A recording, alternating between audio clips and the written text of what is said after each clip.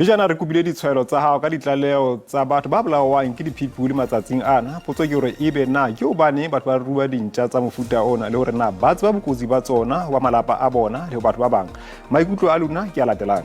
Lebaka la Maafrika Borwa ho rua mofuta ona wa dintja tsena tse bitswang di-pitbull ke ka baka la crime ena e jileng setsi ka hara naha. Empa sehloho sa taba ke hore beng ba ntja tsenana ha ba tloha ba hlokometse bokotsi ba ntja tsena kgahlano le malapa a bona ha mmoho le baahisane ba bona.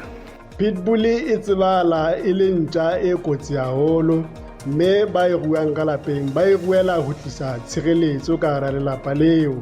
Empa pitbull e tshwana le lerumo ha le fetoha le hlaba monga lona, hobane se seng le se seng se kopanang le sona e a tabola ka nnete ha e kwatile.